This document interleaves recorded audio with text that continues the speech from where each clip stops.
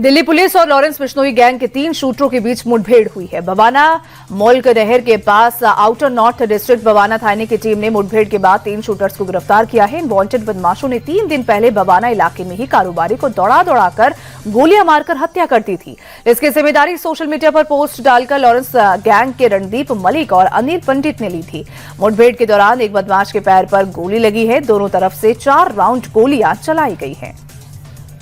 दिल्ली के रोहिणी सेक्टर 17 में एक हिस्ट्री शीटर की गोली मारकर हत्या कर दी गई। इस वारदात को गैंगवॉर के तौर पर देखा जा रहा है। पुलिस सूत्रों के मुताबिक 26 साल के मृतक साहिल गोगी गैंग से जुड़ा था और हाल ही में जेल से छूटकर आया था। उसके खिलाफ कई मामले दर्ज हैं। शनिवार शाम साहिल जब पैदल ही अपने घर लौट रहा था तो तभी स्कूटी सवार 2 बदमाशों ने उस पर ताबड़तोड़ फायरिंग कर दी, जिसमें उसे 3 गोलियां लगी और मौके पर ही उसकी मौत हो गई। हमले के पीछे टिल्लू ताजपुरिया गैंग का हाथ होने का शक है। पुलिस सीसीटीवी के आधार पर हमलावरों की तलाश में जुट गई है।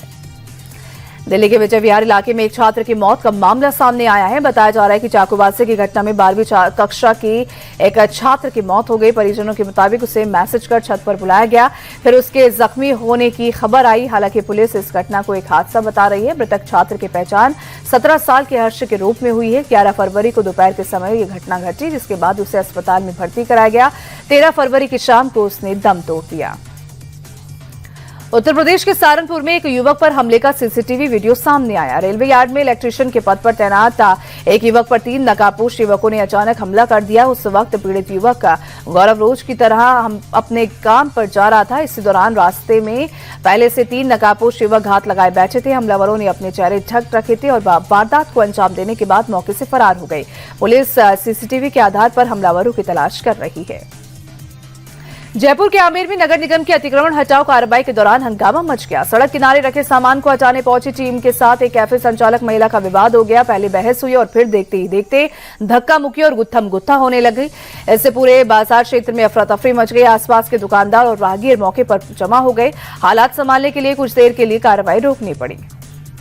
उत्तर प्रदेश की मथुरा में बारातियों की स्टंटबाजी का मामला सामने आने के बाद पुलिस एक्शन मोड में आ गई। शादी समारोह में लग्जरी गाड़ियों से ऊटर बजाते हुए गांव में दहशत फैलाई गई। बताया जा रहा है कि इस दौरान अवैध हथियारों का भी प्रदर्शन किया गया, फायरिंग की गई, साथ ही तेज आवाज में डीजे बजाया गया। कुछ लोग गाड़ियों के रूफटॉप और छत पर बैठे नजर आए।